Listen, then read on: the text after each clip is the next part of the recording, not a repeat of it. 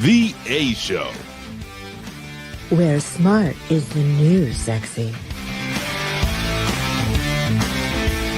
And now, April Hunter. Good evening, beautiful, sexy, and smart people, because we have the best live audience at the A Show, and actually our viewers too, our viewers who watch us afterwards. So welcome. We appreciate you as well. Welcome to the A Show. I am your host, April Hunter, even though you cannot read my name anymore. I don't know what happened to that, but yay, StreamYard, always on it. And my lovely cousin and co-host across from me, next to me, upside from me, whatever you want to call it, downwind from me. No, that's not working, right? Miss Eva D. So I see lots of you joining us. I'm sorry we're a few minutes late. That is my fault. For a change. I see Ibzan, I see Steve, Michael, Bigwig, Ali, Dabian, Alex, who else? Lon, who else is here? Ricardo. Hello, everybody. Thank you for being here with us. We appreciate you. If there's anybody in the background kind of lurking, if you'd sign in and say hi, we love that. We love you for that. And if you share this link to your social media, we love you for that too. Because the cooler we look, the better guests we can have. Like, oh, lots of people watch the A Show. We'll get the cool guests. But speaking of that, and hello, Wade. Speaking of that, we do have a cool guest for you. Last minute guest that we were lucky to capture, and who will be joining us a little bit later. And the reason we're wearing Christmas here, because we're doing a little Christmas in July. So, yeah, she was full. Yes. So we have, Michael, sharing is caring, and we appreciate you all sharing very, very much. Let's share this comment. Speaking of, there we go. So we have for you tonight Jason Korsiak, author of many books, but my favorite is Christmas Addict. So he'll be joining us around 7:30, 7:40. If you can't stay the whole time, like Steve can't, he's got a concert, and I would totally ditch us for a concert too. You can watch the replay, which you cannot get with the concert. So wait a minute, what concert do we know? Yeah, what concert? Share. Well, actually, we'll decide whether or not we should be ditched for a concert. That's true. Let's let the live audience decide. You're going to ditch should be ditched. That's right. I mean, is it Yanni? Is it Coldplay? Are we talking AC/DC? Like, what's happening here? Don't say Taylor something or other. Don't say Taylor Swift. Okay, we're gonna get really mad. And cool, awesome dude. If you, like he said, if you throw those biddies, we like those titties. Thank you. We love you. Thank you. Winona's joining us. Thank you, cool, awesome dude. We appreciate you. Thank you. Yes. So wait. Get the sponsorship first. Well, no, actually, we're going to tell you what you're going to see tonight. So tonight we're going to talk about, as always, some news you should know that isn't going to be on mainstream media. And then we have some money saving tips. We've been talking about this the last couple of shows. Like, what are some things that we should talk about that maybe can help other people as far as saving a few bucks here and there? Because, I mean, shit's expensive right now. Like, yeah, it's expensive. So we sat down this weekend and came up with some unorthodox ways to save some money, but which, I mean, they're kind of the gray line of ethical on some of these, but you decide what you want to be comfortable with. But we have some tips for you. Like I said, we're also going to have Jason on, and we have some things to talk about as far as stuff going on and theories. So yeah. And Red Sunny is joining us. Hello, Jameer. What's up? And okay, Maggie Rose live from Nashville. All right, you're forgiven. Fine. Honestly, I don't know who Maggie Rose is. I guess I got to look it up. Listen, if somebody's playing in Nashville, it means they're good. So even at the deepest of dives in Nashville, there are like top end musicians. You can't go wrong. Everybody there is good.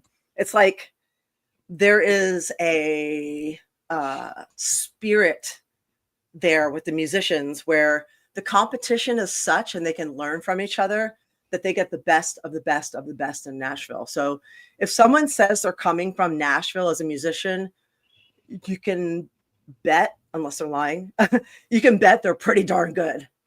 I was going to say, do you trust the process when they come from there? Trust the process? Never mind. Okay. I'm lost. That's all right. Red Sunny says she loves your glasses, by the way. Thank Smart you. and sexy. Thank you. I need them to see. No, figure why go with something boring? Go with something. That's true. So thank you. So I don't know what you want to tackle first. One of the things I wanted to talk about. I mean, we could talk about some fun stuff, but I'm tired. I am tired. How are you guys feeling? I'm tired and I'm sore. So Red Sunny, thank you. My boobs So why are are you sore? Thank you. You've Thank been to the gym?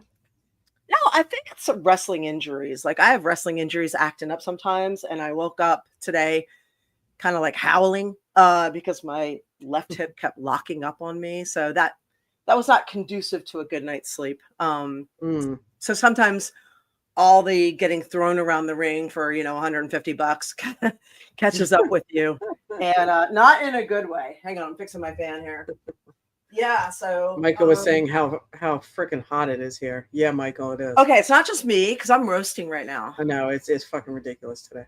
Okay, so I thought maybe it's just me. Like I don't know, a lady of a certain age. Maybe I'm just hot, but I'm like I don't think that's what I'm dealing with. This feels hot today. So yeah, it's pretty bad out there today. Okay, all right. All of our little duckies were hiding for shade under the trucks today. Yeah, I tried to play ball with the dog. The dog ran after it like twice, and he's like, "Fuck this, I'm going inside." So, yeah, I don't. Yeah. Oh wow. Okay. Was it? What's the temperature there, Mm-hmm. Debian, in the UK? So, and Jody, first time watching. Right on. Welcome. Wow. Whoa. What happened? Oh no. Well, hey, thanks Jody for joining us. While she's logging back in, not sure what happened there. I will tell you about Wise Wolf Gold. You have to stare at me for a second. So, she's coming back on already. So anyway, I figured oh, hey, you're on the other side. Hi. So do I need to switch or are we good? You can swap. It's a little weird. Do it. Yeah, I don't know how to do it. Do I like move us? Hey. Yeah, sorry about that. I don't know what happened. Like I saw like that. The needle skipped again. Yeah, I've got a note here at the top. It says studio instability issues. The latest versions from some browsers here seem to have introduced a conflict that's causing studio instabilities. Yes, I read that too, and it said it doesn't. The filters aren't working. This and that. So. Oh wow. Here we are. So yeah, Eva is a lefty for sure. And Dabian says it was 22 to get today. That actually is nice. So yeah, once you hit 30, it's hot. 22 is chilly. Huh? 22 no, it's not chilly. 22 is like what? 70. Oh, Celsius. I'm sorry. I wouldn't think about that. Yeah, Celsius. So every degree Fahrenheit is 3 degrees Celsius. So 70s. Somewhere in there. Yes, 70s. It's nice. Awesome. Yes. And when you hit the 30s, we're talking 90s. So swap sides, it looks different. We did. Just screw everybody up. We did. So next week we will swap again. Just kidding. Yeah, just to mess with you guys, keep you on your toes, see if you notice anything. Exactly. Oh, Alex is exhausted too. It's probably the heat, right? The heat and the stupidity is going on in the world a little bit. I'm done, you guys. I'm so tired of what's happening. Are you guys like burned out a little bit too? I mean, we have to talk about some things because there are things that people need to know. And I feel like as moderates, our voice is the one that's shut down the most because we don't contribute to that divide and conquer agenda that happens out there. Especially and also, Especially you. Oh yeah, they go after me. I've had everything deleted, censored, shadow banned, all of that. And I also feel like as moderates and live and let live people, because we're the people that are all about, hey, marry who you want, love who you want, do what you want, and just leave everybody alone. That we're those people. Just leave us the fuck alone and let us live our lives. So I feel like as those people, we tend to be like, just leave us alone. We just want to live. We tend to be the group of people that have kids, so we're tired and we're focusing on the, kids are energy vampires, right? So, if you only have X amount of energy and time in a day, you're going to focus on what you have to get done. And for a lot of people who are, mediums or I say conservative, but not Republican or whatever, they have children and they're tired. So this group of people in the center does not band together like other groups of people do. So we tend to not get things done that need to be where we need to stand together and get things done. Now, I will say this. I want to say congratulations to everybody and thank you, because we were talking about this land grab deal that was in the big, beautiful bill. And it was completely awful. It was inappropriate. It was awful. It would sell off public lands, beautiful public lands for camping, fishing, hiking, gorgeous, gorgeous lands. And this is what we dealt with and deal with all the time in Florida. Like, we have had so much of our land sold off, and we came together in Florida across the board and stopped it from happening here. And we came together across the board in the United States. Thank you. It can happen. It can happen. And we stopped it. They pulled it out of the big, beautiful bill. So if you think that we cannot get things done, we absolutely can. We can unite. And when we do unite, amazing things happen. So I just wanted to mention that we did actually get something done by all of us standing together and everybody saying, hey, fuck no, we're not doing that. You're not doing that. You're not selling off these lands. So now you need to stand up to your state now that the big picture is done, because the states are still plowing trees down, doing those things. Stand up to your state. Yeah. Stop it. Your county, local government, reach out. Stop it. Yeah. I wanted to point out a couple of things real quick before we, actually, we'll just get rolling. And I want to talk about a couple of things you can do. So there was an amazing story, and I'm going to share with you that I thought was totally worth mentioning. Hang on, let me find it. Out of Medellin, Colombia. So, or Medellin, am I saying that right? Medellin? I'm saying it like an American. Anyway, the city of Medellin, Colombia, has cooled itself by more than 2 degrees Celsius, which is 6 degrees, not with machines, but with nature, by planting 2.5 million plants and 880,000 trees. So over almost 900,000 trees. The city has transformed its streets and highways into living, breathing ecosystems. These green corridors stretch over 20 kilometers and have not only reduced heat by 6 degrees. Can you imagine in Florida, 6 degrees? Instead of being like 94, we would be in the 80s. We'd be like, it'd be tolerable. Yeah, it would be tolerable. So, and they have the same temperature we do. So they've not only reduced heat, but also have improved the air quality, encouraged walking and cycling because people can do it now, and even created jobs for local residents. Some areas now feel over 10 degrees cooler on the surface. And this is what real climate action looks like: smart, natural, and good for everyone. So let's turn more cities from gray to green. This is what we need to do. And this is what a ground movement looks like. So if you think you can't make a difference, I'm just going to share something that anyone can do. Here are 2 things that you can do to make a change. Plant a tree, plant some trees, plant some shrubs. There's number 1. Number 2, stop spraying your yard with chemicals. The chemicals are feeding into the algae blooms and the invasive nature blooms. So if you can stop spraying your yard, you're also helping the pollinators. So you're bringing back the pollinators. You're saving money by not spraying your yard. You're planting trees. So that's it. Stop spraying your yard, help the pollinators, and save money in the process. Plant trees, plant shrubs. Then you are doing 2 things that are helping everybody.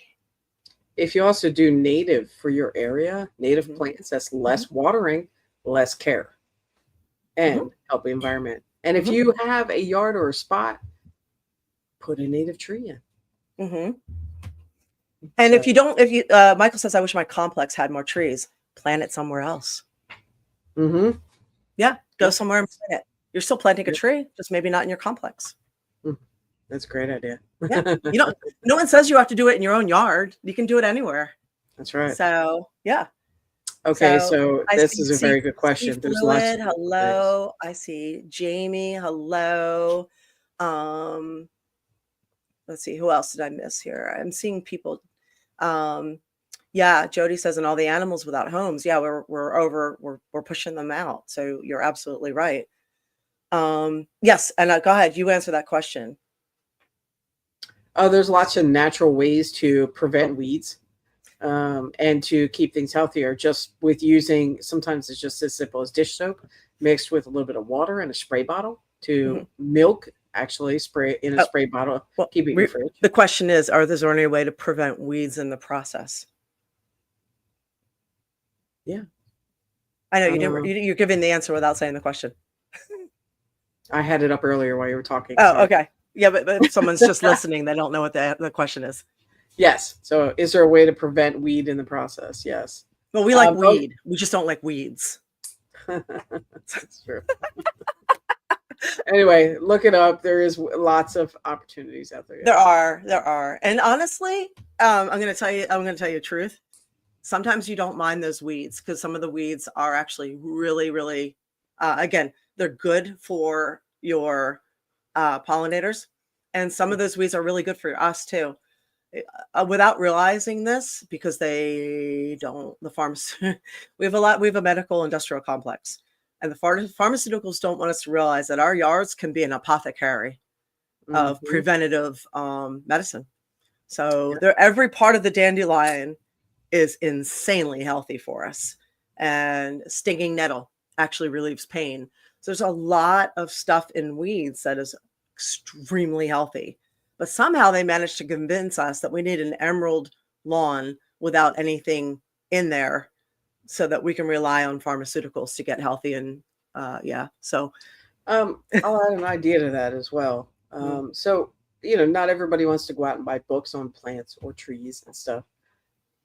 But there is a few apps out there for your phone if you're that type of person that you can identify what kind of plant it is and if it's edible.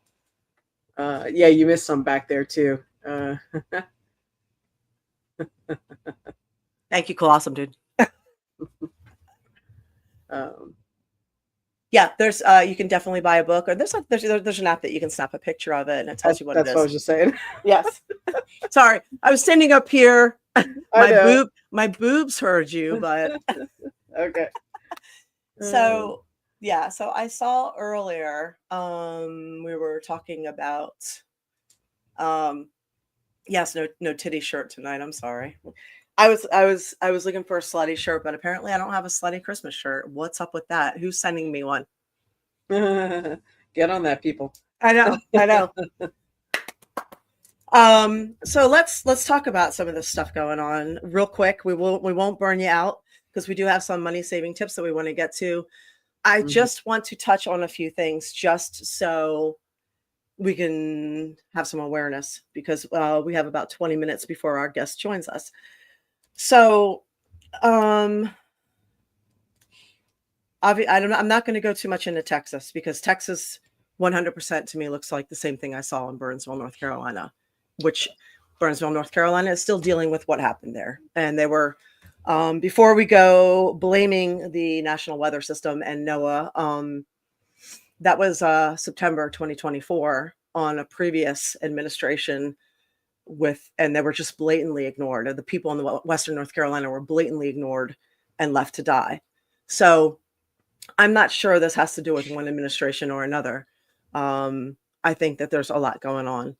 And hi, everybody joining us late. We appreciate it. And what size are my women's shirts? I'm a medium, mostly. So what I wanted to say is they have admitted in Texas that they cloud seeded 2 days earlier. We know in North Carolina, they have been cloud seeding. For people that don't know what that is, it's geoengineering, weather modification.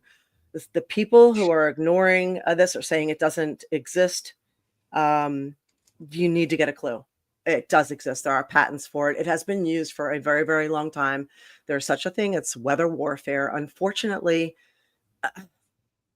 it was used on the Ho Chi Minh Trail in Vietnam to slow the enemy. I say that now because all war is, started under deception and delusion, but it was created to slow the supplies from getting to them. So it was called Operation Popeye. So you can look this up. I'm not going to tell you anything that you can't look up on your own. Don't take what I say, what Eva says, as fact or verbatim. We're going to give you information. We do expect you to run with it. So we're just going to give you what we can give you. What I'm going to tell you is that when they keep playing God with weather engineering, these situations keep happening. And they keep happening in areas that tend to be waterfront or desirable locations. I'm not sure this is an accident. So back to Bragg says, wasn't Carolina from a hurricane? Yes, it was. It was Hurricane Helene. And hurricanes don't happen in mountains. As a matter of fact, mountain ranges are known to stop hurricanes. So it's crazy how that happened. Well, there was weather modification going on in North Carolina. Yeah, there had been cloud seeding and it had been raining for 3 days before that too. Yeah. So that doesn't help. So the biggest damage that came from that wasn't the hurricane. It was the insane amount of water. And then they opened the dams and it was the mudslides. So sound awfully familiar like Texas? Huh? Sounds pretty familiar like Texas. Yeah. But they had 2 feet of water rushing down and raising the river 2 feet in 45 minutes. Yeah. So I want to read something to you guys real quick. This is, I have multiple pages and anybody can look this up. And it's 50 years of failed doomsday predictions by experts. So, and there's a reason for it. And this was written a long time ago. And I'm just going to selectively pick some stuff. In the 70s, they said there was going to be all gasoline and oil was going to disappear. In 1969, they said everyone will disappear in a cloud of blue steam by 1989.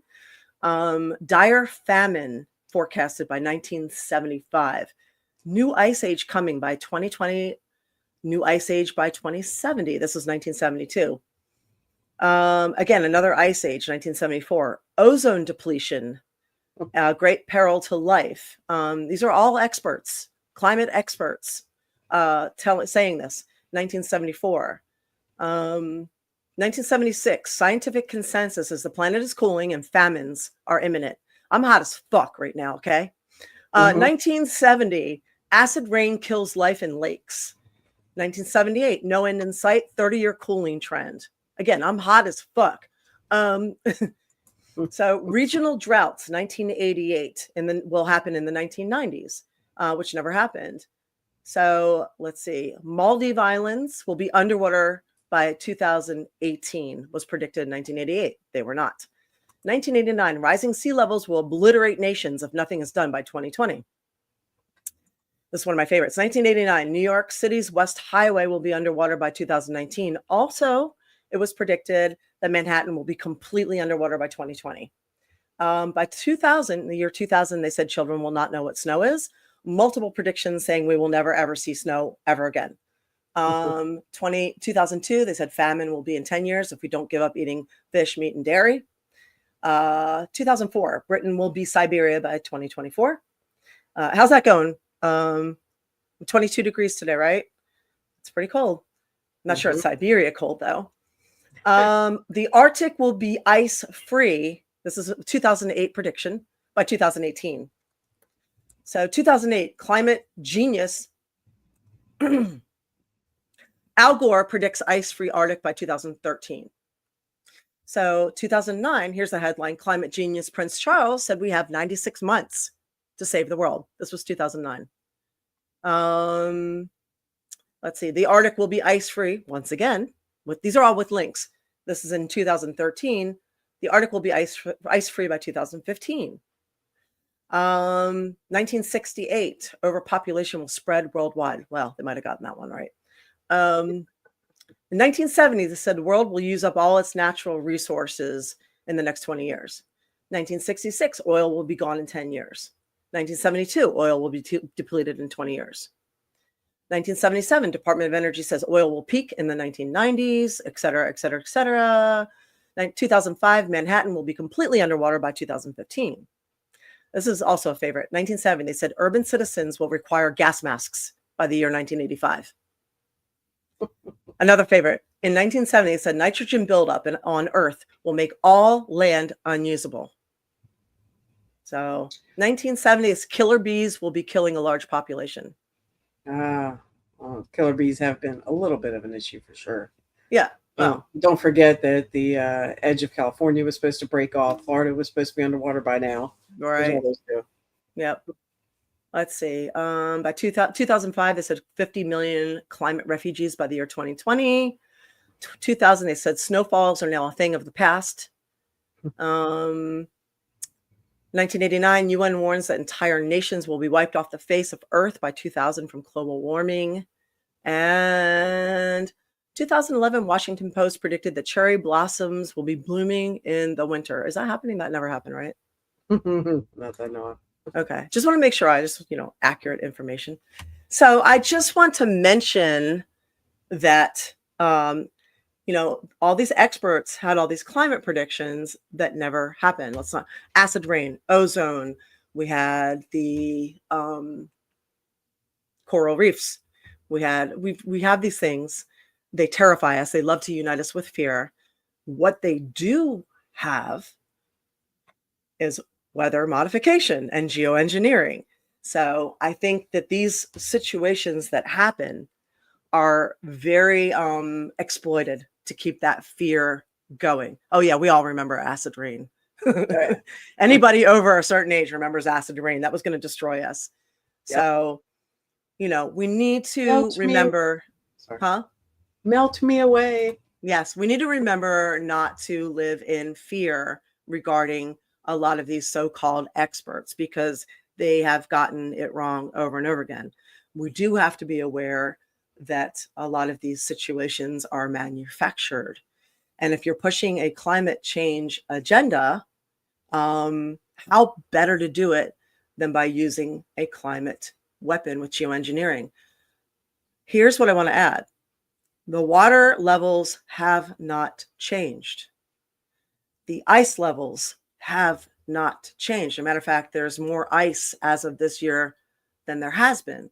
So if the water levels are averaging out to be the same over the past 50 years, and the ice levels have not changed, but only the storms and the wildfires have intensified, if you were going to follow common sense and follow the money, then that would indicate very nefarious situations here, because it would indicate that this is not a natural process.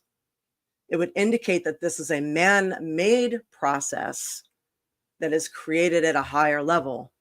We have had cows roaming Earth for 10,000 years, but we have only had these storms intensify since about the year 2008. So if they were allegedly, I'm going to say allegedly, going to use geoengineering, which has been in play since before Vietnam, to speed up or intensify storms and wildfires in order to press propaganda and, let's say, use it for land grabs, which historically, over thousands and thousands and thousands and thousands of years, every leader from every country, from kings to presidents, have always done. Land is everything, right? Land is everything. We're not making any more of it. So why would people not entertain this as a real possibility and be aware of it? Blinders. They don't want to hear certain things. Right.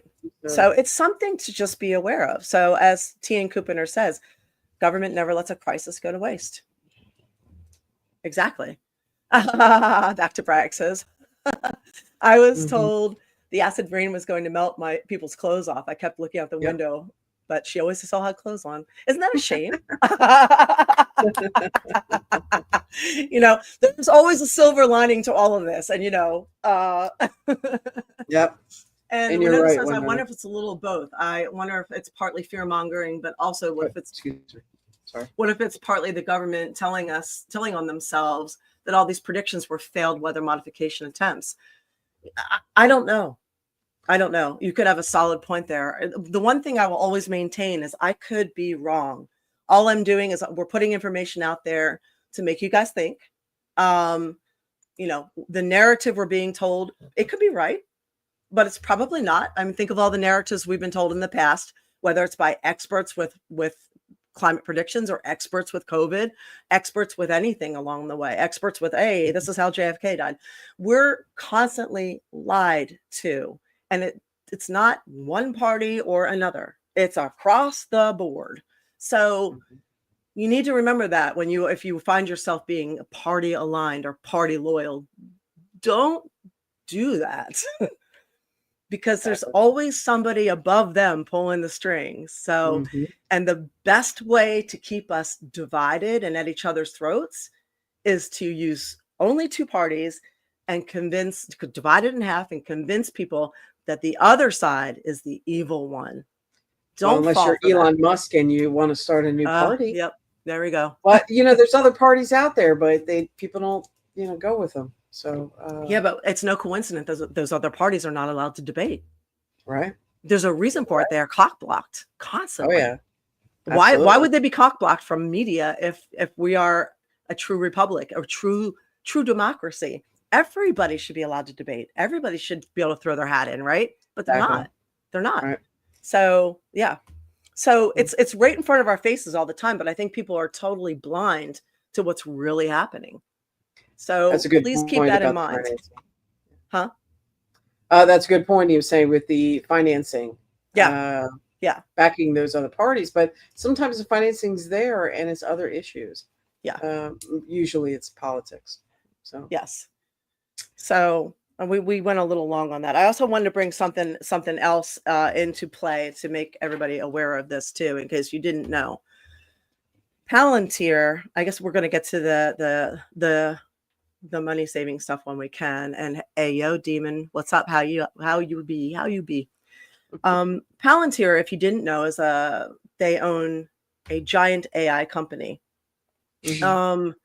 When they just 1 year ago, they were $24 a share. How much do you think their shares are right now? I looked it up today. So then they're almost $140 per share, from $24 to $140. And when they started rising was when Trump got in office. Elon Musk. So I don't think it had to do with Elon. So what happened this week, if you're not aware, is that all Americans are now have a data file through Palantir and through this government that is being collected on us. That's everything we've written, said, liked, retweeted. Everything is now being compiled, and it's being backlogged too. So they will now have a file on everything. And it's not like you can delete the stuff you used to have. They've already got it. So this is such a gross violation of our Constitution. It is disgusting. It is unbelievable that I'm so disappointed, because you know how big I am. Like, free speech is a big thing for me. And it's being monitored by a third party country. So it's being monitored by Israel. So who's defining this? So it's going to be punishable by jail and or deportation. So who decides what is punishable by jail or deportation? Well, it's supposed to be Supreme Court rulings and rule of law, but it doesn't seem to go that way anymore. Yeah, so this is something to be aware of. I mean, I'm just like, oh my God, what is happening here? So apparently we don't have, there's no Epstein files. You got a case of right and wrong. You have Ghislaine Maxwell, who is a convicted criminal in a court, who has been literally the only criminal convicted of nothing to see here. Mm-hmm. So how does this happen? And we said here years ago that nothing was ever going to come of it. And I really, really wanted to be wrong. You have no idea how much I want to be wrong with, you know, like I hope to be wrong with everything. I want to be wrong so much. So there's no satisfaction in being right when it's something that's awful. So anyway, Winona says there's good and bad in that too. Yes, allowing other parties to come in and debate and run would give more moderates a voice. The downside would be that any crackpot with an opinion could then create a party. Yes, but that's the beauty of it. That's democracy. Yeah. Remember McAfee? John McAfee? He ran as an independent. He's dead now. Yep. He got suicided in jail. Yeah, he also brought light to a lot of things too. He really did. So yeah, he was considered. I thought he was wildly entertaining. So he ran about the same time as Gary Johnson. So that was the first time the independents had a voice on TV, and we had Austin Peterson on the show last year. He was one of the ones that debated on that show too, or on that stage. So it was a good debate. I remember that. So anyway, it was just some things to ponder and think about. As always, awareness is a big thing. Spreading this awareness is a big thing. A lot of people don't know. They're busy. I know we're all burned out from all this ridiculousness, but being aware of the main things is important, because most of us are like, la, la, la, la, la, la, la, just leave me alone. I want to live my life and make food and take care of my kids. And, we're very live and let live people, but sometimes we need to know the main things and make sure the people around us know, and just keep an eye on things, because we are the people, and it's up to us to push back and unite. So, just so you know, now you know. Okay. So there's that. Now we will get to some money saving tips when we can, but in the meantime, we are joined by Jason for some good stuff. We got some Christmas in July. So let me bring him on, and let me find the proper. Uh-oh. It wouldn't be me if I didn't screw something up on this show. Let me find the proper introduction. I gave it to you too, Eva. Do you have it? Yes. Let me find it. All right. Here we are. So Christmas in July is a fantastic idea. I love it. So, Jason! Hi. Hey, welcome. Welcome. Here, let me adjust. Thank you so much for having me. Everybody, this is Jason Korsiak. I'm saying that right? Korsiak. Korsiak. Okay. I have that. You actually said it right at the beginning of the show. Okay. That's I wanted to give you all variations there just to make sure. Thank you. All right. You are a local Floridian, like a real Florida man. You were born and raised here. No, I wasn't born here. I was actually born in Queens, but we moved down here when I was 7, so I might as well be. That's about as real as it gets. Yeah. Okay. So I'm going to read your intro. You attended the Rochelle School of Arts before moving to Florida's Nature Coast. You always dreamed of being a storyteller and graduated from magna cum laude. Wow, that's nice. From St. Leo University with BA in psychology and a minor in religion. Oh my God. That's actually, that college is near me. It's good college. Jason has been a professional guest speaker for over 15 years, talking at churches, graduations, and as a guest lecturer at Pasco Hernando State College, and is the host and creator of 5POA, if I'm saying that right. Yep. Figure reviews on YouTube. Yep. So that's awesome. I didn't know that your specialty was psychology and the history of religion. Yeah. You fit right in with us. We talk about that stuff all the time. That is fascinating.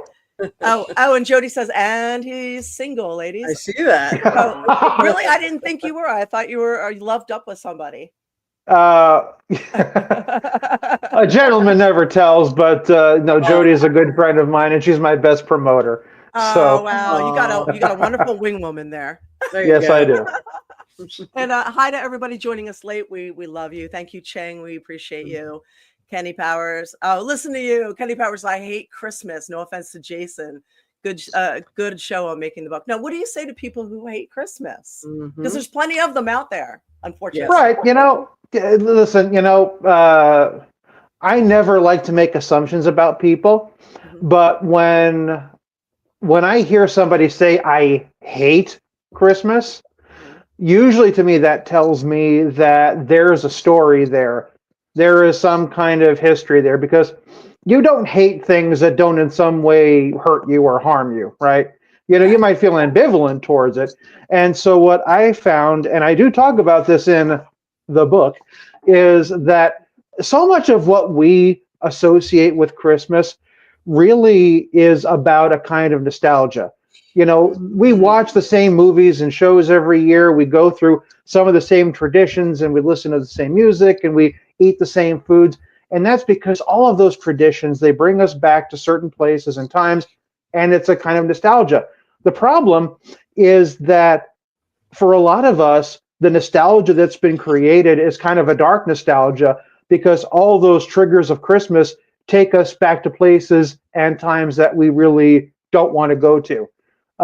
Times that hurt us, times that harmed us, times, you know, that maybe were represented by great loss or great pain. And so one of the downsides of Christmas is that it's a time, you know, as Dickens said in A Christmas Carol, it's a time when want is most keenly felt and abundance rejoices.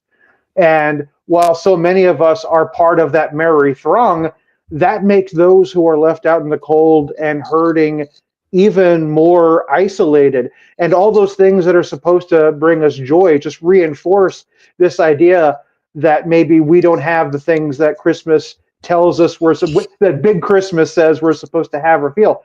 And so for me, I do Christmas in July talks a lot of times in the summers, and I do them at libraries, and there are usually at least one or two people who feel that way, that they used to love Christmas, now they hate it, and they want to know, well, how do I love it again? And for me, what I talk about is this idea of understanding that for you, Christmas has taken on this dark nostalgia.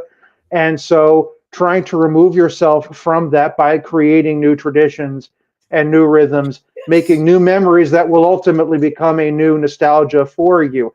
And it doesn't mean you're ever going to love Christmas, but you know, even if you don't love Christmas, Christmas is kind of like imagine you're divorced and you have shared custody with your kids, and every year you have to see them. You know, at some point you have to see your ex at graduations and birthday parties, and so there's no avoiding it. So, you know what, even if you never come to love it, you do need to find some way of coming to live with it. And the fact that, yeah, I have to experience this every year. So what's the best way that I can at least experience this in a way that's not going to hurt me every time it comes around, so that I can at least be at peace with this time of the year, even if maybe I never grow to love it. I love that answer. I'm a big fan of Christmas, but like you said, like one of my favorite memories was one Christmas we had. But I'll be honest with you, we grew up shitty. You know, I've got some very dark memories of growing up. Right. But my parents usually tried to pull it together and be decent at Christmas. So right. a lot of my traditions are, you know, that we have, I remember them fondly. Yeah. However, like you just said, trying to make new traditions, that's what I've done. And I've also, you know, being aware of stuff, I am aware that a lot of Christmas is consumerism, which I don't like. So I have changed that to, I celebrate Yule. Okay. So Yule is all about food, friends, family, making gifts, not going into debt. So for me, it's all about the holiday of Yule. Yeah. So, Very Norse I don't know. of you. Yeah. Well, hey, there you go. Odin would be proud. There you go. I assume you do know that connection, right? Oh, I sure do. Yes. Okay, of course you do. Okay. Yes. That's actually how we got Christmas, more or less. You right. know, adopting the solstice and Yule and turning it into Christ's Mass, and after the Catholics converted the pagans or killed them all. Yes. Right. But yes. Either way. And then, of course, Sleipnir being the flying reindeer. Correct. So, you know, yeah, the I would expect you to know that, but not a lot of people do. Oh, well, I mean, Odin was sort of the image of All Father was Father Christmas. Right. All Father became Yule Father, and yeah. So That's my hobby, is all the religions on Yeah. the side. So that's why I said you're right up our alley. We talk about all this. Yeah. So yeah, Michael says the birth of Christ. Technically, if you're a That's not true. historian, that would have Mhm. happened in spring, according to Mhm. sheep Correct. tending schedule. Yes. But the church wanted, they were very actively, trying to convert pagans. Right. So being as though their big winter celebration was usually around started on the 21st, Mhm. 21st, 22nd, because of winter solstice. Yeah. That's why I'm talking to Michael. Okay. They decided to let them keep their date and their celebration and rename that Christmas, or Christ's Mass. So it's always funny when people are like, "Oh yeah, put Jesus back in Christmas." It's like, well, he kind of was never there. Right. So, but he joined in later. Jason, I have a question for you on that. Yeah. Yeah, absolutely. Since you went to St. Leo College, and I'm well aware that's a very religious school, Mhm. what did they teach you in reference to Christmas? Well, what's interesting is because I went to St. Leo, there were a couple of classes that were required that were Catholic specific, but nothing really that I recall them ever really talking about Christmas itself. So it's interesting. Most of my minor in religion was actually accomplished before St. Leo. Originally, I went to Florida Southern College in Lakeland, and so I was there for a while. That was at a time of my life where I was actually exploring being a pastor. And at the time, I was working for a church. I was a youth pastor and worship director. And so, in my denomination, which is the United Methodist Church, part of that process required going to counseling because, well, who in their right mind would want to be a pastor? And, going with spiritual direction to kind of help you figure out if that was right for you. And through that process, it did a wonderful job. I will say the process is tedious, but it does a great job of helping people to kind of realize, hey, this isn't really a good fit for me. And that was really what happened for me. I came to a place where I recognized, hey, there are things that I'm good at that I think I would be effective, but I don't really believe that this is what I want and need to be doing with my life. And if I do this, I will probably end up hurting any church that I'm part of because it's not my calling and it's going to hurt me. So let me pivot. And so by that time, I had already done most of my religious coursework at Florida Southern College. And so that was when I decided to embrace psychology, which was originally going to be my minor. And so I just kind of flipped it at that point and then finished out my degree at St. Leo. So by that point, I didn't really have a lot of religious studies at St. Leo. So didn't really get a whole lot of that out of them as far as Christmas is concerned. Excuse my birds. He just got birds. That's fine. So, question: Are you Yeah. are you still a Christmas addict? Mhm. Have you overcome your addictness? I would say that I have a healthier relationship with Christmas than I once did. Okay. And granted, I mean, calling myself a Christmas addict was a bit sensational. So if I may kind of give some framework of the book for those who were, watching and listening, basically the concept of the book was, and this kind of goes back to me talking about, being a worship leader. And first, let me also say this isn't really an overtly religious book. This is just about my experience, and I just happen to be a spiritual person. Yeah, it's a But fun at the book. time, so at the time, I actually was at a point where I really didn't like Christmas. As a church worship leader, Christmas became one of my least favorite times of the year because it always brings out the worst in people. And even in church, and maybe even especially in church, when you're a worship leader, every single week is always different complaints. Oh, you didn't sing enough Christmas music, or you should be singing nothing but Christmas music, or why do we have to sing so much Christmas music, or I don't like that particular Christmas music. We need to do it this way, and we need to have it this way. And people are so territorial over Christmas because of their own traditions and their own upbringing that I just kind of ended up dreading the season and kind of just, gritting and bearing it. And so I got into the habit of doing Christmas in July services because I found that when it's not actual Christmas time, we appreciate it more for what it is instead of what we expect it's supposed to be. We're just happy to have it. And, by July, we're tired, we're cranky, we're burned out about a lot of things. And so Christmas can be that kind of, and we're hot, yeah. And so Christmas can be that kind of just cool, refreshing ziffer that kind of gets us going. And we're grateful for it on its terms and not our terms. And so what ended up happening was I was having Christmas in July parties at my home anyway. I love parties. I love having dinner parties and things like that. And so every year I'd have a Christmas in July party. And this was the Christmas in July after I stepped down from everything. I had left the church where I was working. I was no longer leading worship. I was no longer a youth pastor. I was completely locked in on my vocation of writing and speaking. And the Christmas in July party was so wonderful. And I got to thinking, and I had decorations out, and I was like, this is so nice. I kind of wish it didn't have to end. And I thought to myself, well, why does it have to? Every year we watch these movies that tell us you got to keep the Christmas spirit all year. But what ends up happening is we just kind of pack it away with, all the decorations. And then we go back to, hating each other on New Year's Day. And I kind of got to thinking, well, would the world maybe be a better place if we were intentional about keeping that attitude going? Would we be kinder? Would we be more patient with other people? Would we be more generous? And so I couldn't obviously test the world, but I could test myself. And so for me, the vision was I was going to make some concerted effort to celebrate Christmas for a year. And the plan was I was going to start with Christmas in July, and with Christmas in July, with the real thing in the middle. That was sort of my vision for the arc.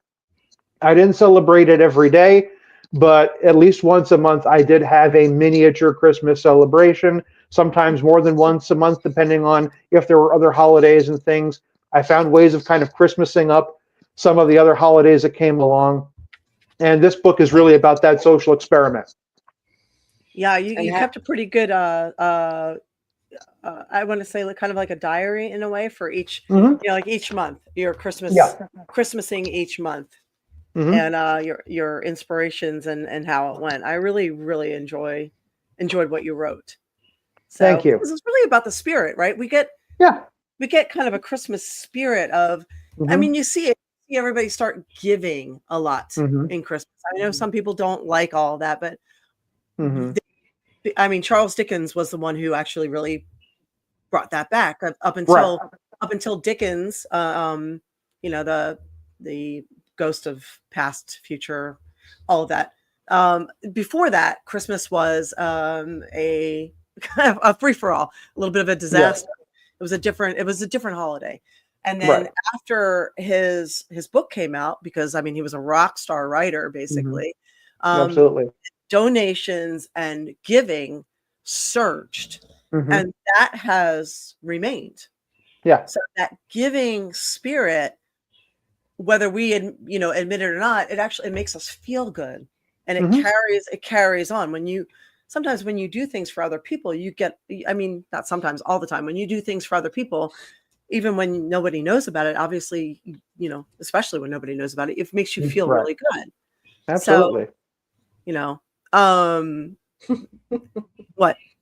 I'm sorry. I'll wait till you're done with Kenny's. I see. Kenny Powers says it must be different down in Florida. People are assholes 365, 24/7 in Jersey. Well, Jersey. I would say yes. Yes, we are different down here. That's true. We do. There's a different vibe here. I will say that. People love to trash Florida because they really want to be Florida. So there you go. We are definitely one of the friendliest places to be. But you're right. I love the idea of carrying a holiday spirit all the time. And where are you with that as far as being able to suggest that, or what you got out of writing this book, or what you learned from that? So, so to kind of give those who haven't read the book kind of an idea of the journey. So I started in July. Those first few months were really easy. August, September, July, those were easy because I had the enthusiasm. By September, October, all the decorations are rolling out. You're starting to see ads. Society kind of did a lot of the heavy lifting for me.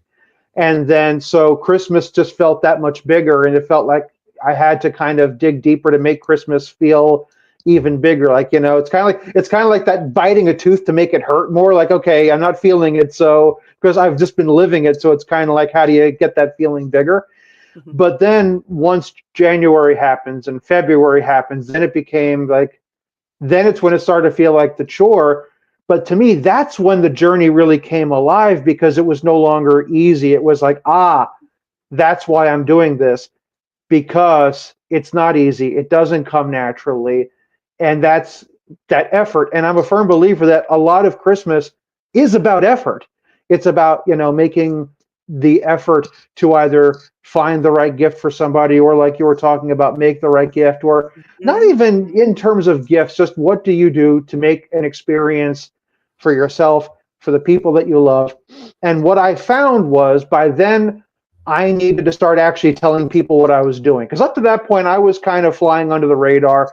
I would find excuses to gift people or do things for people. My celebrations were very, personal.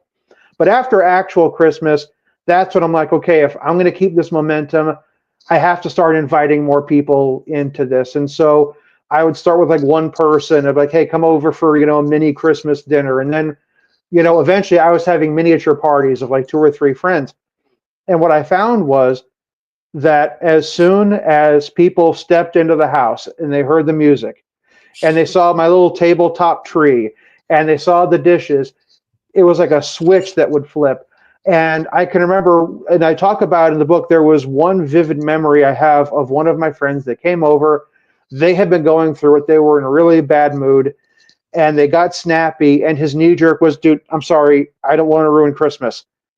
And it was April. I remember that. Yeah, I read But that. he genuinely, earnestly felt like it was Christmas, because you hear those triggers, and again, it's that switch flip.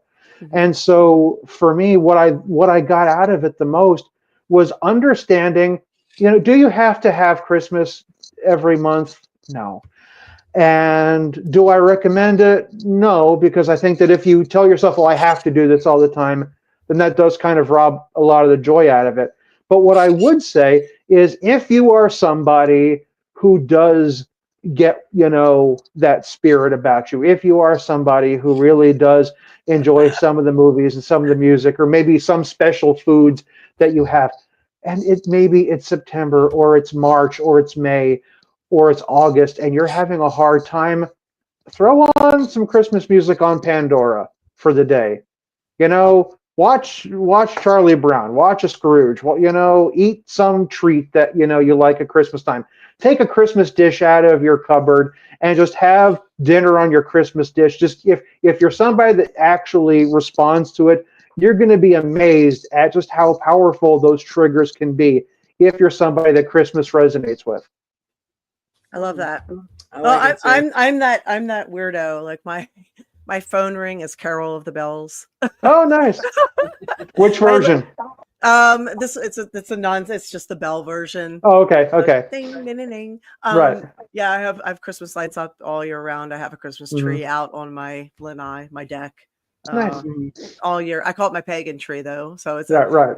It's got all the little, I do it all year round. And when people walk in my house, they're always like, "Oh my God, it feels like Christmas here." So I like. But isn't that a wonderful thing for someone to be able to say? Like, I remember one time, and this wasn't when I was working on the book, but one of the best compliments I ever got was somebody, after giving me a hug, said, "Hugging you feels like hugging Santa." And I can't.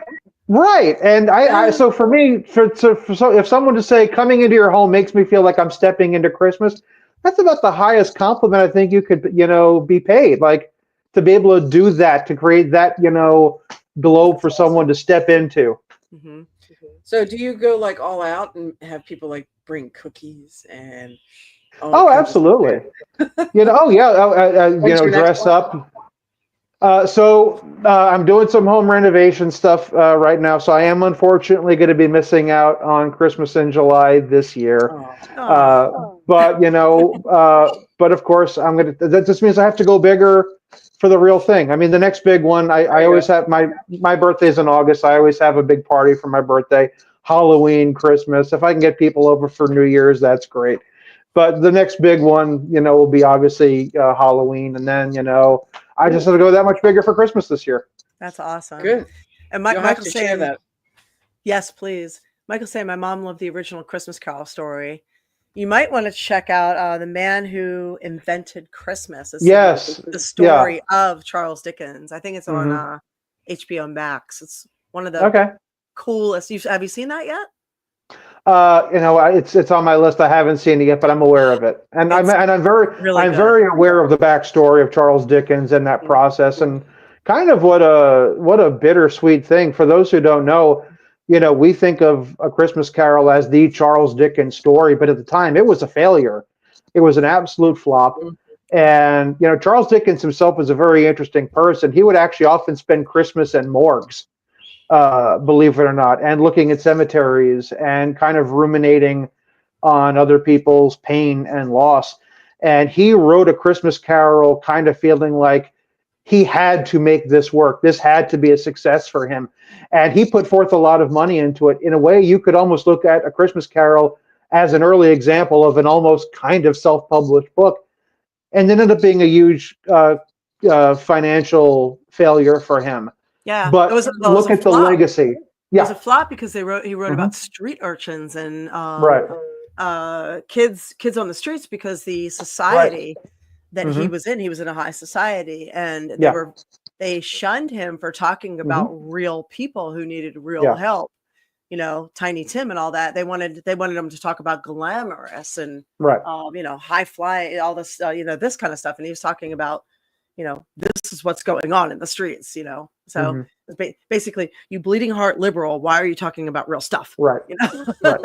So, and very much, I mean, it would be kind of the equivalent of somebody, came along today and, wrote a book about, Bezos, going outside and seeing kids dragged away in trucks or whatever, and whoever wrote that would be as absolutely derided and cast off. But we accept it now because it's in the trapping of all that Victorian language and style, and please sir, can I have some more? And that's digestible for us because there's enough of a distance between us and the reality of what's talking about. But the message is timeless, and it is absolutely as relevant now as it was then. It really, really is. It's such a good book. And like I said, I think you guys will enjoy the movie too. The Man Who Invented Christmas. It's a British movie, so they did it very well. And hi to everybody joining us late. I see Brian and several others. Wolf, Ever's coming in. So thanks you guys for coming in late. You've written other books too, right? I remember seeing a table full. I think I have 10 altogether. I think it's 10. I found that. Yeah, you'd think I'd know. You were sitting there with your dad. Yeah. And he was your biggest supporter right there. My dad is absolutely my biggest supporter and my best friend. Absolutely. That's so cool. So what are some of the titles that you've written, and where can people find so like I said, Christmas Addict is not really a religious book. It's just about my experience. Most of my other books are religious, but what I write about are spiritual lessons that we can draw from things like monster movies and superhero movies and sci-fi movies and princess movies and Christmas movies. And so what I do is I write these books, the monster gospels, the sci-fi gospels, the Christmas gospels, and then I have stage shows that I build around those, and I travel around to churches and do these stage shows for youth and family groups. And so that's most of what I have is I have a bunch of those. I have the Christmas Gospels, the Monster Gospels for kids, superhero Gospels, sci-fi Gospels, and princess Gospels.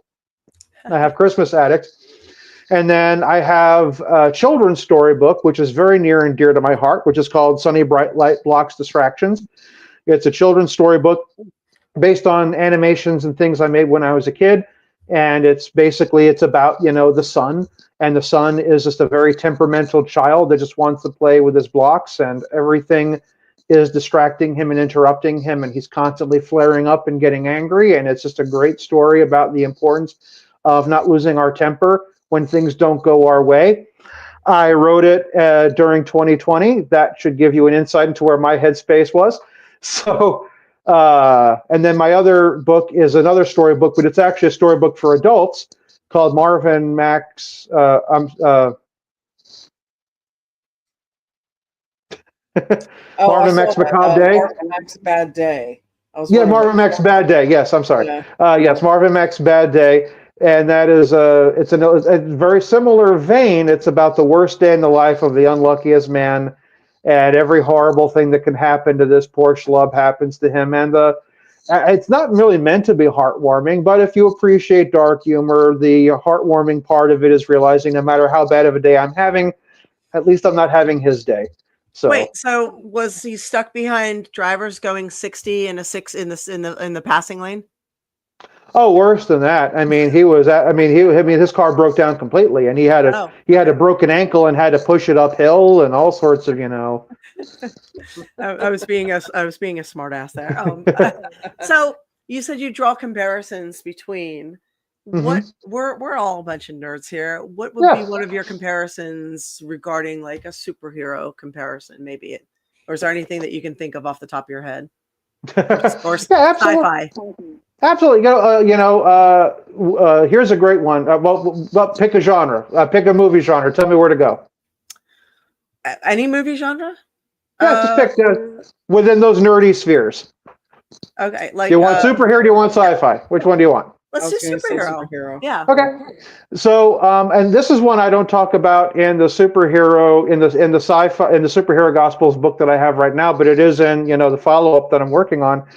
I don't know if you saw Spider-Man No Way Home, but that's the one where you have all three of the movie Spider-Mans together. You have Tobey Maguire Spider-Man together. You have Tom Holland Spider-Man. You have Andrew Garfield Spider-Man.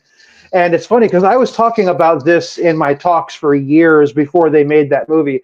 But coming from a Christian perspective, for me, Spider-Man is just the perfect illustration of trying to explain the Trinity. Because you have this idea of what is Spider-Man? Spider-Man is Peter Parker, who was bitten by a spider, and he's got bug eyes and webs, and he can do these spider things. And that is the essence of Spider-Man. That is Spider-Man. And you have Tobey Maguire, who is Spider-Man. But while Tobey Maguire is Spider-Man, he is not Andrew Garfield. Andrew Garfield is Spider-Man. He is everything that is Spider-Man, but he's not Tom Holland. Tom Holland is Spider-Man, but he's not Tobey Maguire. He's not Andrew Garfield. All of them are complete and totally Spider-Man, but they are somehow also complete and totally themselves. And to me, that is just the best way I can explain the Trinity if I'm talking to kids, or youth. And so, when they finally made Spider-Man No Way Home with all three of them in it, I was a kid in a candy shop because I never knew that was going to happen. And I've been talking about that for years as my way of explaining that, to kids and youth. Well, as Michael says, with great power comes great responsibility. Mm-hmm. Absolutely.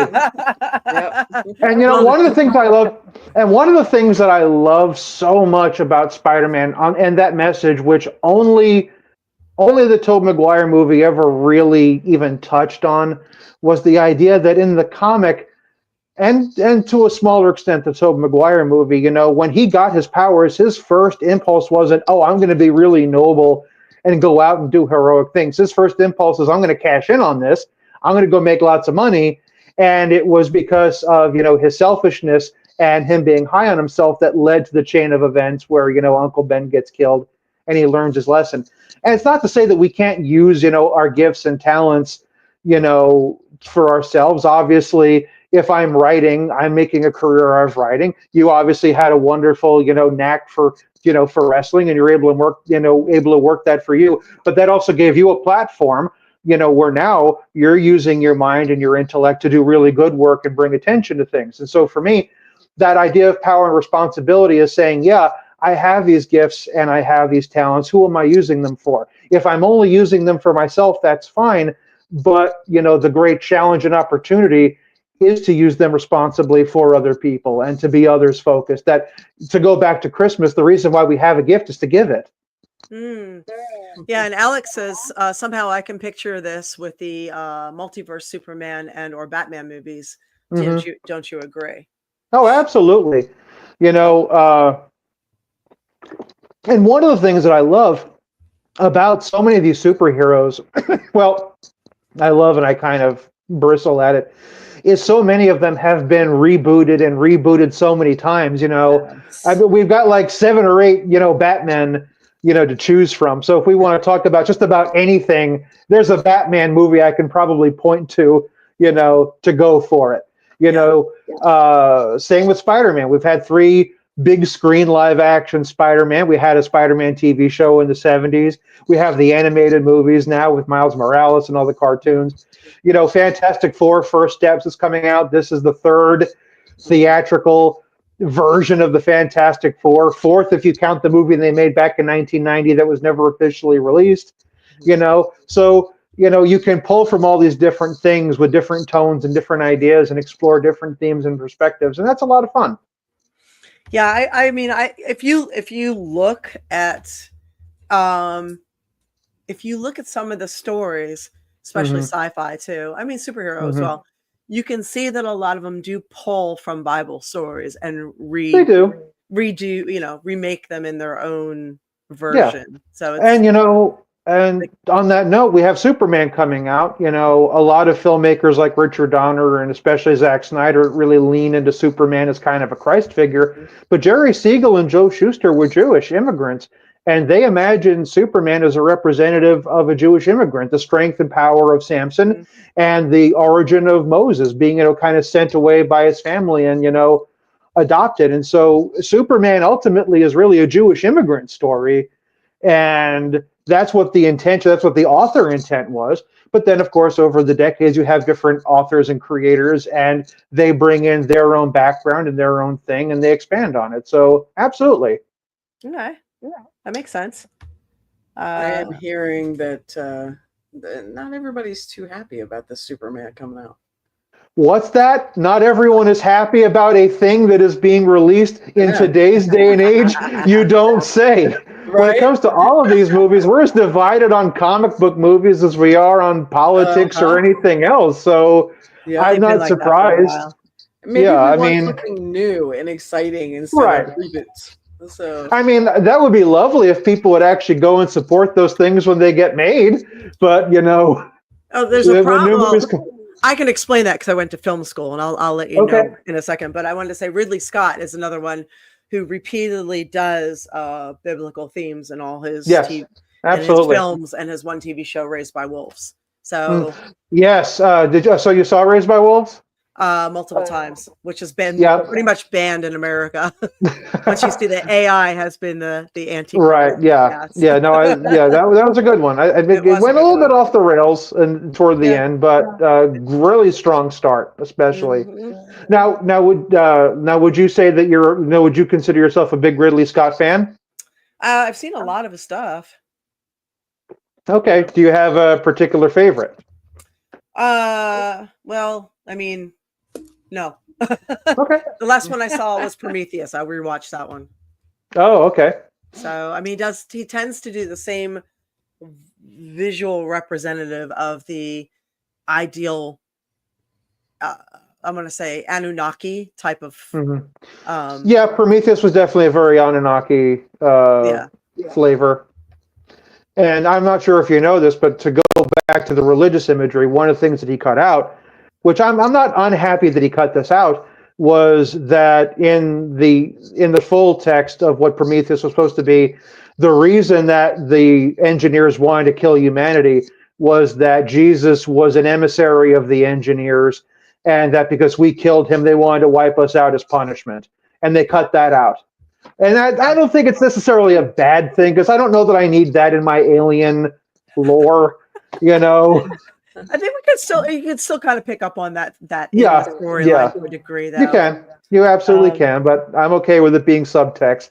Yes. What about Hannibal? Did Ridley Scott direct Hannibal? He did. Oh, I was like, I thought so, but I wasn't sure. I didn't realize he did Hannibal. Okay. Yeah, it's got a lot that I've seen that I didn't realize was even his. So interesting. So I'll tell you why a lot of stuff isn't being made like it used to be. And good Lord, if we had like Chasing Amy or Clerks or anything like that, like Swingers. Right. These movies that they were wildly successful, and then Right. the people in them, including what's the one guy's name who went on to direct all the superhero movies from Swingers.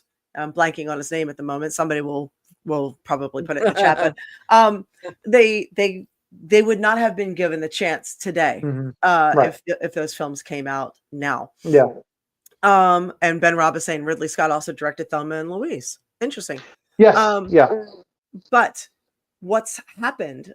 We have, I want to say, devolved with films to where 50% of the marketing budget is now, or 50% of the film budget is marketing. Right. So if you're not able to come up with a deal where you can do like a 7-Eleven cup and some toys, a line of toys and t-shirts and hats and everything else, where the film will make the revenue back in games and all this other stuff, they don't want to make that film. So this is why The Irishman, with all those stars, directed by, I cannot remember, it was a huge Scorsese. Martin Scorsese. Scorsese could not get that film in theaters because it did not come with a marketing deal. So it went straight to Netflix. So is that, and filmmakers, even top high-end, filmmakers are having a hard time unless they are putting, marketing with a marketing budget where they're selling toys and t-shirts and video games. Or now the popcorn buckets are now the big thing. Yeah. So it's we've gotten so materialistic now to the point where we won't just appreciate a good movie. Yeah. So it used to be Spider-Man bucket. Huh? I have a Spider-Man bucket. Of course. Hey, I'm not judging. I'm not shelling out $80 for the Galactus bucket for Fantastic Four, but I've got a couple of buckets here and there. No shade. John Favreau. John Favreau, yes. Wrote Swingers. Yeah. He directed all the Marvels. Yeah, he did. And then he also did, he did the Iron Man movies, and then he went over and he did the live action Lion King, and he did a bunch of the new Star Wars stuff like The Mandalorian. But imagine not having the opportunity to do Swingers, where that's what him and Vince Vaughn, Right. So Alex is saying, what Martin Scorsese movie are we talking about? The Irishman. So, everybody's like, huh? Yeah. The what? Yeah, exactly. There was a Martin Scorsese movie that you guys are going, huh? Well, because not only that, but and not only that, but with Hollywood, obviously Hollywood is always going to be risk averse, especially when they're, you're dealing in hundreds of millions of dollars. And so, and I don't know who first pointed this out, but I think it's very true that we no longer really have movie stars as the focus. We have IPs as the focus. It's what studio has James Bond, what studio has Spider-Man, what studio has, Star Wars, and it's the IP, that recognizable, safe, predictable sales brand that has kind of become. So that's kind of, But I mean, every so often something new and compelling squeaks through. Usually, it's a genre movie. I think a great example in like the last few months, Sinners by Ryan Coogler. That was a completely new movie, which is. And that blew up, and that's doing really well. But again, horror is usually a pretty safe bet. Those usually have lower budgets, and so Yeah, well, I mean, yeah, exactly. You can make pretty good horror for very little money. Right. It's still got the story to me, but. Back to Bragg says, I have trouble watching De Niro anymore. He's just too off the handle now. I can't stop him think about his political rants. Honest to God, if I stopped watching everybody who did a political rant during the last thing, there'd be nobody left to watch and no music left to listen to. Agreed. So I just separate. I'm like, okay, there's the person and then there's the artist. So I just watched De Niro, and I agree with you, by the way. I agree with you. There's some people that are just like, oh my God, shut the fuck up. But they could say the same about me, I'm sure. Yeah. So, yeah. There's, what did we just watch De Niro in that was so funny? Oh, The Intern. That's actually not new. with Friends. Anne Hathaway. No, it just came. It came Okay. okay, it's new to me. I thought it was hilarious. It was well done. So and And yeah, and to your point, absolutely. One of the things that, for me, for those who struggle with that, watching stuff that has people I don't like in it, I try to remind myself that even if there's somebody that I don't necessarily like, even if they're prominent in it, a movie isn't a one-man show. There are lots of other creative people that put their heart and soul into it, and I don't want to throw the baby out with the bathwater just because maybe, yeah. somebody said something stupid on Twitter I don't like. It's like, that's cool. I don't know you. I'm never going to know you, Yeah. but I Mhm. enjoy the overall production and product that you've been part of, even if I don't want anything to do with someone as a person. Yeah, I agree. And we have Exactly. to understand that a lot of people, by a lot of people, I pretty much mean everyone views politics through their own personal lens, their own Right. personal experiences. Hmm. So we don't know what they have been through to see things the way that they do. And I'm another not, question I would, okay, please, ladies first. no, I'm not saying that the rants aren't, they are, but Hmm. I'm just saying we have to be understanding of that. That's all. But Hmm. anyway, another question you were saying. No, I was going to say one question that I sometimes ask myself, when I hear people talking about, well, I can't stand someone talking about politics or whatever. One of the questions that I find myself wondering is that coming from a place of feeling like maybe you've never felt like you've been allowed to speak up on these things? And maybe you've always felt like, well, I can't talk about this, or I don't need to talk about this, or I was taught we don't talk about these things. And here somebody else is doing it. And maybe part of that, that kind of tension is coming from a place of, well, I was brought that we don't talk about these things. Or maybe I felt like I haven't had a voice myself. And so it's uncomfortable, for me when other people are, saying whatever, and I would never do that, or I'd never feel comfortable with that myself. I don't know, just a thought. But I try to, again, I try to think about, what is going on in that other person's head, because I don't know. And I try to give people the benefit of the doubt as best as I can.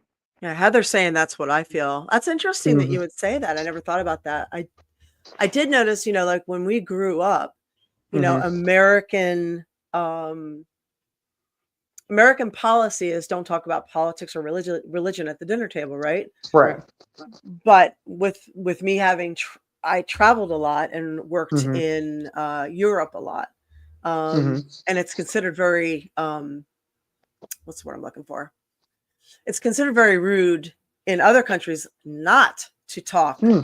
socioeconomics or politics or religion at the table, where people, when I was doing it, I don't know how it is now, but when I was doing this, you're in mixed company and you have polite debates with Right. people of all, so this is how you learn about what people like, don't like, what they think. Hmm.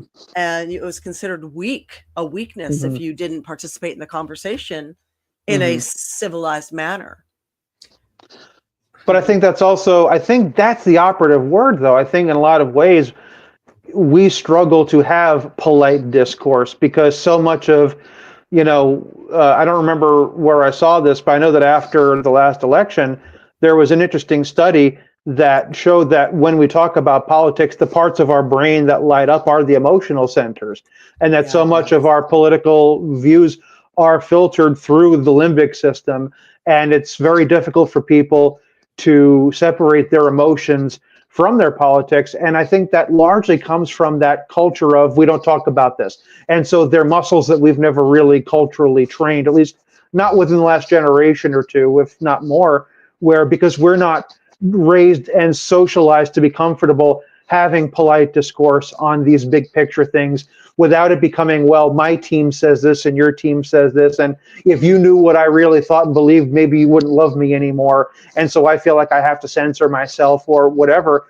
So, but it's the same thing with alcohol. You go to Europe and, they're comfortable introducing alcohol to their kids, 12, 14 years old, and they don't have the problem with alcoholism and binging that we have here because we didn't learn to handle these things appropriately. And so I think that maybe politics is kind of like that. You know I that you agree with just that. said two things that are basically the same thing.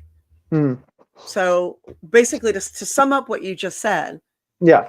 We like to tell other people how to live to the Yes. point where we restrict them and make Mm-hmm. it a no, no, no. So you can't Yeah. drink, you Yeah. can't talk about politics. So Mm-hmm. therefore, we literally retard or handicap people in these Right. areas to where Mm-hmm. they can't do it, or it affects them badly later. Yeah. Whereas other countries, they start, I know the kids in Germany, they sit down, they have a beer with lunch. Right. So kids in England start drinking at 16, but they Mm-hmm. can't drive until later. So Right. in other societies, they drink earlier. They can learn how Mm-hmm. to handle their liquor. Like Mm-hmm. you said, it is common to have a Yeah. glass of wine as a teenager. Yep. But here, everything's verboten, it's forbidden. Right. So Yeah. we make it such a big deal that that's Yeah. all anybody wants to do. And when they Mm-hmm. finally do get to play around with politics, Mm-hmm. there's this thing around there. I think that's fascinating that you said that we surround it with emotion when Mm-hmm. being reactive, and fear and reactiveness seems to be the root of all our Mm-hmm. problems. Right. And I would also expand on that, and this is me coming from a perspective of kind of making a career of talking about, superheroes and sci-fi movies and all these grand stories of good and evil. What in this country are we comfortable with? We're comfortable with fighting and conflict and battling and these images of good versus evil and good guys and bad guys. That we're comfortable with from birth. And so if that's the only thing that we're really comfortable with, then I think it stands to reason that we're going to kind of transfer that conflict mentality to other areas of life that maybe don't require conflict, but because that's the only area that we've been allowed to be comfortable with. It's the saying, if you're a hammer, everything looks like a nail, you know. It's kind of like that. If all I've grown up being comfortable with is everyone is either a good guy or a bad guy and everything is a grand dance of good and evil, then that's what everything is. So therefore, talking about politics, I don't have a friend across the aisle. I have an enemy who's out to get me. I can't, if I drink, I'm going to become a monster, or whatever else have you. We don't Extremes. understand. A lot of Right. extremes. We only understand extremes. We do deal in extremes here instead of gray areas. We were talking about that before you came on, that the best Oh, way I was listening. best way to destroy a country is to split it in half Right. and convince them the other Yeah. side is evil. And it's not like Exactly. that. Yeah. And Winona says, it's funny talking about it's okay, but some people can't be civilized and polite. And that's how a debate spirals into an argument and gets people nowhere. And Cool Awesome Dude replied that nowadays people can't debate without resorting to ad hominem attacks, especially name calling. And I think that is because we have made certain things our new religion, such as our political party. Absolutely. So when you insult or a perceived assault on someone's chosen side or political party occurs, people take that very personally and emotionally, and they come out swinging. Because it's identity is what it boils down to. Anything that, you would say we've turned politics into a religion. I'd call it an idol, but potato, whatever you want to call it, it's all about identity. And let's just take politics for a second. If you feel very, very strongly about whatever your political position is, and you surround yourself with like-minded people, and you have all of those things, you've basically created a community around this ideal, and you're no longer allowed to conflict with it, because then you're going against the body, and this is where your friends are, this is what your work is, this is where everything is tied into, and it's become the seat of your identity. And that's a scary place to put yourself, where anything becomes your identity. And whether it's your particular brand of whatever your religious institution is, whether it's your politics, really whatever it is, if you pigeonhole yourself into that's a dangerous place, and therefore you can't challenge people, because now you're challenging my identity. Yeah, the echo chamber. We were just talking about that with the thing. Elon Musk apparently has, I don't know, I'm not following anymore because I think it's so childish, but I guess Truth Social, there's been a mass exodus from X to go to Truth Social. Like there was a mass exodus previous to that to Blue Sky by liberals. So you have liberals now leaving X for Blue Sky. Then you have MAGA and Republicans leaving X for Truth Social. So, and I guess whatever's left on X, so is it now you have 3 echo chambers, people. Right. This is not You know what it reminds me of? It's not a good thing. You've literally divided everybody into camps, and nobody is going to have a Yeah. debate or listen. This is even And hey, now you and hey, if you want camps, CNN, it's stupid. Yeah, it's stupid. And hey, if you want camps, we're building those too. You know what kind of reminds me of is the Sneetches. You remember the Dr. Seuss story, the Sneetches? Remind me, it's been a while. So in the Sneetches, there, mind you. Of course. So in the Sneetches, you've got these bird creatures, the Sneetches. Some of them are born with stars on their bellies. Some of them don't have stars on their bellies. And they're living kind of okay until this guy named Sylvester McMonkey McBean shows up. He's like, hey, those star belly Sneetches, those are the good ones. And the bad ones are over here. And he starts dividing them against each other. So then he could create a machine and say, well, what you want is to be a star-bellied Sneetch. And so if you go through my machine, I'll give you a star, which to now we could think of it as a blue check mark, I guess, on Twitter. And so suddenly everyone is buying their stars. And so all the normal born star-bellied Sneetches are like, well, we don't want to have these anymore because now we're just part of the hoi polloi. Well, that's fine because I have a machine over here that you can go through to take your stars removed. And that way you can no longer be a star-bellied Sneetch. And so what he's doing is he's just pitting these 2 groups of birds against each other. And they're all going in and out of these machines, getting their stars taken off, put back on, whatever, to the point where no one knows who they are or what they even were before anymore. And he's taken all their money and then ran. And that's it right there. That's politics right that's there. That's it. That is it. It's the Sneetches. Right. But it's corporatism too. Right. It's literally corporatism and politics put into one. Yeah. That's brilliant right there. Well, we won't keep you too much longer, but where can people find you?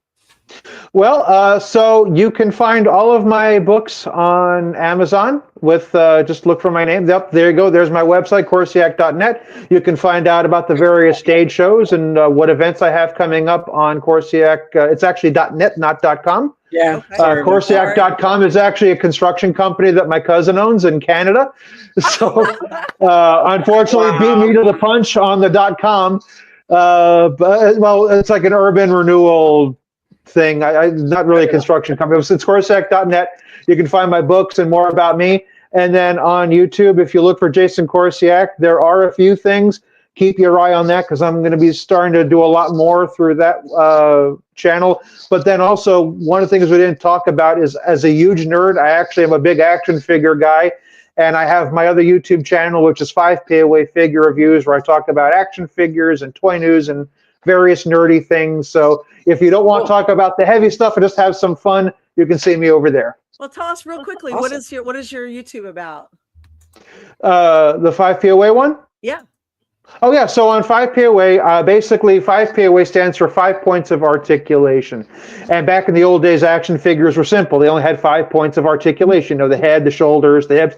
And so my channel is 5POA Figure Reviews, where what I've done is I am judging action figures based on 5 points: packaging, presentation, posability, playability, and price. And I'm grading figures on that 5-point scale to help people figure out if it's a good fit for their collection. Sometimes that means just looking at a figure. Sometimes that's saying, hey, you want a Spider-Man? Here are all the big Spider-Man figures. Let's help you figure out which is the best one for your collection. Sometimes it's just me saying, hey, here you like a good example of my most popular video. I'm a big horror guy. I love Jason Voorhees from Friday the 13th. Here's the entire collection of every Jason figure ever made, and then sometimes it's just me in front of the camera talking about stuff going on in the toy world. It's my slogan over there is play nice and have fun. And that's really what it's all about. Just connecting over this thing that we love and having a good time. Oh, Excellent. My God, you are a nerd. I am the nerd. I am the nerd. We love it. Where is that on YouTube again? That's on YouTube. 5POA Figure Reviews. 5POA Figure Reviews. Yep. Okay. Got it. I love that. Gosh, Thank you. We should have led with that one. Next time we could just talk toys. I'll film the next one in the toy room. And oh my God, that would be so great. Will you come back again? Absolutely. I've had a wonderful time, and I hope that you're I hope that your audience has enjoyed it as much as I've enjoyed being here. Oh, screw my audience. We enjoyed it. Well, my friend Jody said I'm single. No, we appreciate your time. Thank you for being on here. Thank you so much, April. Thank you, Jason. So everybody, thank you for being here. We really, really appreciate you being here. Christmas in July. Let's do that. Let's that vibe. It's really a thing. So if you can help perpetuate that vibe, it spreads. It spreads like a real good virus. So spread that out there. Plant a tree and don't spray your yard. There you go. Do your thing. So thank you for being here. As always, we will see you live next Tuesday. I just like saying see you next Tuesday. It's my favorite. What do you mean? I don't even know what that means. What? I know what he does. And if you want to see more of me, visit me. I'm updating all the time on my Patreon page. So that's patreon.com, April Hunter. We are doing Squid Games this week. If you like cosplay, that's what we're doing. So we have a full Squid Games update for my patrons, whom I love almost as much as I love you guys. No, I'm kidding. I love you guys more because you're with me all the time. So actually, some of you guys are interchangeable, which I appreciate. So thank you for being with us. And again, we will see you next Tuesday. Mwah.